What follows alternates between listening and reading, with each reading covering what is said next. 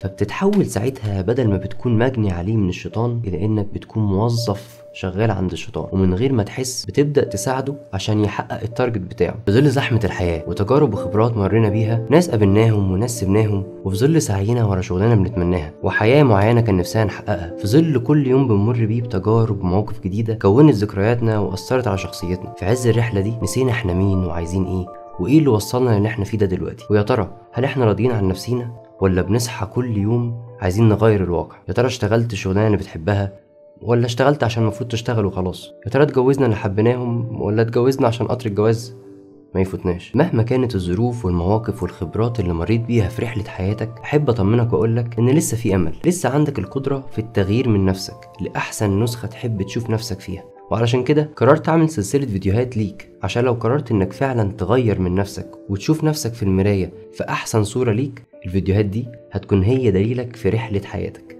ورحلتك للتغيير. وما امتع من الوصول لوجهتك هو الرحله في الطريق اليها. وخليني مطولش عليكم في المقدمه ونبدا في الرحله الاولى.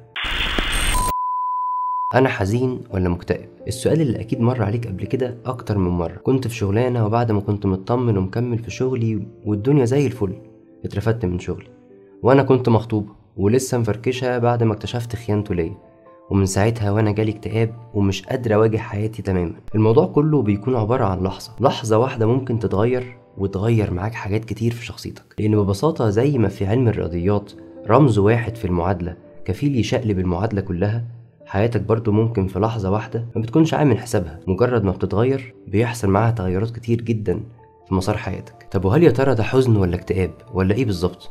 وايه الحل عشان ما امرش بكل ده تاني؟ كل ده هنتكلم فيه في حلقه النهارده. اتاكد انك تكمل معايا الحلقه لحد الاخر. كنت دايما بسال نفسي مين هو اكبر عدو للانسان؟ هل هو الشيطان ولا الانسان نفسه؟ وخلينا نعتبر هنا ان الشيطان موظف مجتهد جدا في شغله، لان الشيطان جزء رئيسي من نجاحه هو الاستمرار وعدم اليأس، وجزء اساسي من نجاحه انه يخليك تصاب بالاحباط واليأس، عشان هما دول الحاجتين اللي اول ما بيتعرض ليهم الانسان بيحاول بكل الطرق انه يتخلص منهم، لانه ببساطه مفيش حد هتديله سعاده ويختار انه يتخلص منها. وده يودينا للمحطه الاولى. بتكون لسه بادئ شغلك جديد وكلك طاقه تتعلم وتشتغل وتروح الشغل من النجمه عشان تكون الموظف المثالي، تيجي على نفسك وعلى بيتك وعلى كل حياتك الشخصيه من اجل شغلك وبس. تكون لسه في بدايه علاقه جديده وتشوف قد ايه العلاقه جميله والشخص اللي معاك مثالي مفهوش ولا غلطه، وتفضل تبذل كل سعيك في محاوله منك لاسعاد الطرف اللي معاك في العلاقه، وبتكون معمي بيه ومش شايف اي حاجه غيره. طب وهل ده غلط؟ غلط اني احب شخص بكل ما املك؟ طبعا مش غلط.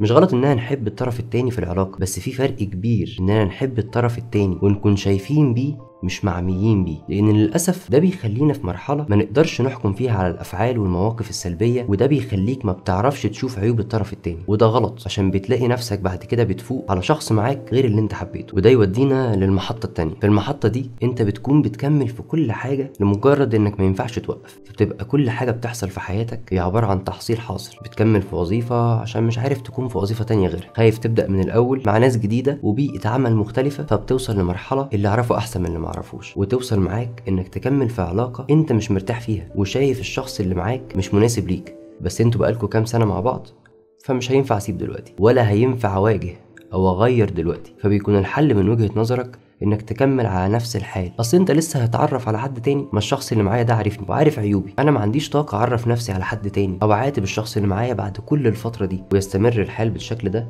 لفتره من الوقت، وبعديها بتخش على المحطه الثالثه، محطه الاحباط واليأس. الإحباط واليأس عاملين بالظبط زي كأن حد لبسك جاكيت مولع والنار ماسكه فيه وانت بتحاول تخلعه بكل الطرق. ويجي هنا دور الشيطان انه يبدأ يرص قدامك ادوات واساليب مختلفه يحليها في عينيك عشان يقنعك انك تستخدمها عشان تقدر تقلع الجاكيت ده من غير ما تتلسع، وهي دي مهمته. وفي الغالب بتستخدم الادوات دي عشان انت كل تركيزك انك تقلع الجاكيت ده وبس، وتكتشف في الاخر ان الجاكيت ما كانش مولع بالشكل اللي انت كنت متخيله، ولا الحاجات اللي كانت قدامك تقدر تساعدك عشان تتخلص من الجاكيت ده او حتى تطفي النار اللي ماسكه فيه. وتكتشف ان كل الحاجات اللي كانت متزينه قدامك وعقلك اتوهم انها ممكن تساعده كانت عباره عن بنزين بيزود قوه النار في الجاكيت. وبمرور الوقت تبدا تتعود على الجاكيت بنار لحد ما تبدا النار تمسك فيك انت شخصيا. وساعتها تبدأ في المحطة الرابعة، تبدأ انك تشك في نفسك وتبص لنفسك بنظرة دنيوية سلبية، ويبدأ الانسان ساعتها يخش في دايرة قد ايه هو وحش وقد ايه هو السبب في كل حاجة بتحصل له، ويبدأ تأنيب الضمير وجلد الذات يظهر معاك، فتبدأ تكره وجودك وتحس ان مفيش اي امل، وتبص لنفسك بنظرة يأس واحباط. ولما تيجي تبص على ماضيك تزعل، وتبص على مستقبلك ما تلاقيش فيه ملامح. ومع تكرار واستمرار كل ده بتبدأ تخش على المحطة الخامسة وتسأل نفسك كل دي ذنوب، كل دي غلطات انا عملتها، طب انا لسه هرجع واعدل من نفسي تاني؟ لسه هصلح الطريق من اول وجديد؟ وانا مش ضامن هعرف ولا لا؟ مش ممكن ابذل مجهود ويطلع كل ده على الفاضي؟ طب ما انا كده كده وحش وكده كده النار ماسكه فيا. وتبدا تتحول الغلطه من انك تعملها مره واحده وتندم نفسك عليها الى انك تتعود على الغلطه. وسواء كانت الغلطه دي مخدرات او سجاير او اي عاده سلبيه اكتسبتها من الرحله دي، فيبدا مخك يكتسب عاده جديده. وللأسف العادة دي غالبا ما بتكون سلبية، ومن غير ما تحس بتكون انت اللي زرعتها في نفسك. وده يودينا على المحطة السادسة، المحطة اللي انت مش عارف فيها تساعد نفسك بأي حاجة، فبتحاول تبص على أي حد حواليك ممكن يساعدك. وفي عز ما انت ماشي في طريقك بتقابل ناس في الطريق ده، لحد ما تقابل أول حد يجي ويقرب منك وتسلم عليه، فتلاقي ان النار مسكت فيه هو كمان. فبتتحول ساعتها بدل ما بتكون مجني عليه من الشيطان لأنك بتكون موظف شغال عند الشيطان، ومن غير ما تحس بتبدأ تساعده عشان يحقق التارجت بتاعه. تبدأ تخلي الناس اللي بتقابلهم يعملوا زيك بالظبط، لأنك ببساطة مش عايز تحس إنك وحش لوحدك. فتبدأ تأذي الناس بكلام، تبدأ تعلق شخص بيك وبعد ما يتعلق تسيبه أو تخونه بدون دوافع على أفعالك دي. بتبدأ ترمي التهم على كل اللي حواليك. وده ياخدنا لبطل قصة النهاردة. بطل قصة النهاردة بيقول: أنا دخلت في علاقة في أولى جامعة، فضلنا مرتبطين 4 سنين كلية، ويمكن أقول إن دي كانت أحسن علاقة في حياتي. كنا بنتخانق ونزعل، بس في نفس الوقت كان في بينا حب وود بجد. وفضلنا مستمرين كده، واتفقنا اننا هنتجوز اول ما اشتغل. وبعد ما اتخرجت ودخلت جيشي، وفي مره كنت نازل في يوم اجازه ورحت نزلت انا وهي، وبالصدفه اكتشفت انها كانت بتخوني. جات لي صدمه عمري ونهيت العلاقه في ساعتها. ويمكن ما كنتش حاسب عواقب قراري ده، بس ما كنتش قادر استحمل اني كنت معمي طول الفتره اللي فاتت دي، وان كل الحب ده اتبنى على وهم، وجالي نفور من الناس كلها ومن الارتباط بشكل خاص. لحد بعد ما انتهت العلاقة دي بسنة كنت خلصت جيشي وبدأت في شغلانة، وبعديها اتعرفت على بنت عرفتها من خلال صحاب مشتركين بينا، وحبيتها قوي واتفقت معاها اني هاجي واتقدم. وبالفعل اتخطبنا وكنا مبسوطين جدا. لحد بعد فترة اتعرفت على بنت تانية في مجال شغل، ولقيت نفسي حبيتها واتعلقت بيها، وخطيبتي متعرفش عنها اي حاجة، وانا واهم نفسي بالسعادة، لكن في الحقيقة انا كنت شايف نفسي انسان بلا مشاعر. وفي الحقيقة ده طمني، لاني حسيت ان الشخص ده مهما كان، حتى لو تصرفه كان غلط 100%، بس في نفس الوقت الحاجة الإيجابية في الموضوع إنه شايف غلطه وما رماش مبررات لخيانته. ولما جيت اتكلمت معاه أجلت شوية الكلام عن خطيبته، وسألته عن العلاقة الأولى اللي كانت في حياته، يا ترى أنت نسيتها ولو تفكر فيها إزاي؟ واتفاجئت من ردة فعله لما قال لي: أنساها إزاي؟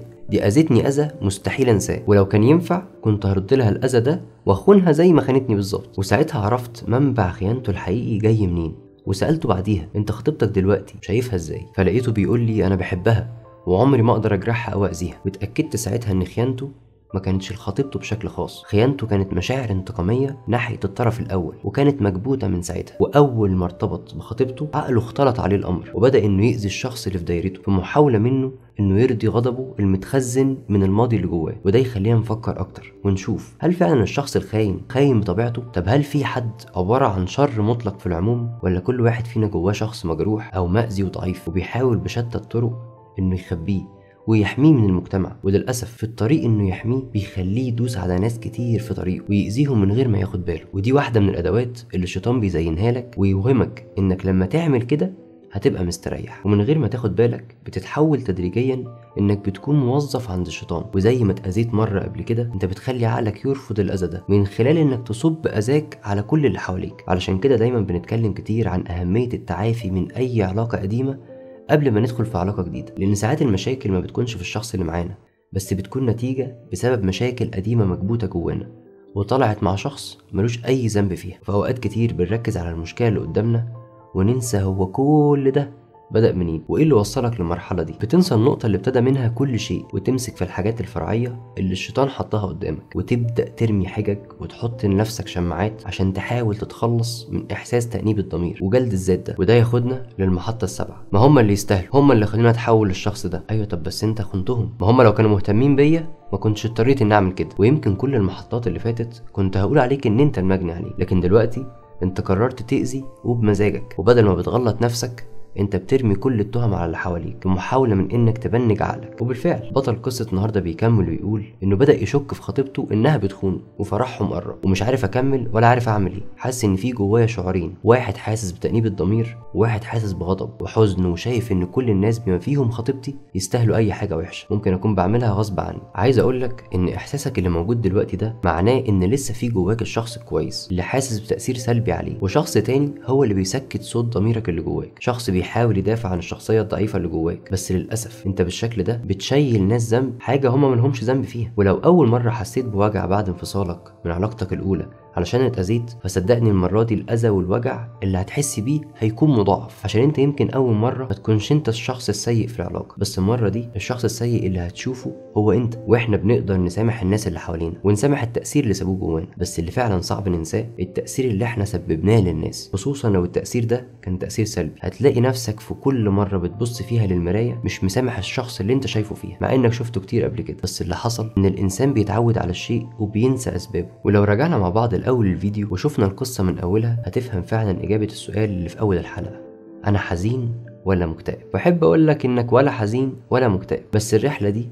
بتكون ما بين الحزن والاكتئاب، والمراحل بتاعتها زي ما اتكلمنا عنها في طول الفيديو. ونصيحتي لأي حد بيشوف الفيديو ده، لو حسيت بالأعراض دي لازم تقف مع نفسك وتعمل الحاجات دي. أول حاجة إنك تقيم نفسك بنفسك في الماضي، إيه اللي اتغير للأحسن وايه اللي محتاج تعدله. تاني حاجة لازم يكون ليك فترة راحة في كل مرحلة من حياتك، تفصل بيها عن الروتين اليومي بتاع حياتك وتبص على حياتك من بره عاملة ازاي. تالت حاجة تابع اكلك ونومك كويس جدا عشان ممكن تلاحظ فيهم اي خلل. ولو حاسس انك فعلا مش عارف تخرج من الزون دي ممكن تتوجه لحد من المختصين، وافتكر ان في بعض الاحيان مش عيب اننا نحتاج لناس في حياتنا يشيلوا عنا ويساعدونا في التغيير للاحسن. ومن هنا تبدأ أهم خطوة في حياتك، لأن في اللحظة اللي بتبدأ تصاب فيها بالإحباط واليأس من كل حاجة حواليك هي اللحظة اللي بتقرر فيها يا هيحصل تطور ونضج لحياتك ولا تفضل تعيد دايرة الإحباط دي من أول وجديد. وافتكر إن أنت اللي في إيدك تكون الحياة اللي بتتمناها، وأنت برضو اللي في إيدك تعيد نفس الفيلم كل مرة وتتفاجئ بنهايته. وده كان كل اللي معانا في رحلة النهاردة. أتمنى أكون قدرت أوصل لكم الفكرة باختصار، وأتمنى الرحلات اللي جاية تكون مصدر إلهام لكل واحد فيكم. وبس كده، يا ريت لو عجبتكم الرحلة تدعموني بلايك وشير، ولو حابين اكمل في السلسلة دي اكتبولي تحت في الكومنتات، وما تنساش تعمل سبسكرايب عشان يوصلك كل الفيديوهات الجديدة اول باول. اشوفكم الرحلة الجاية.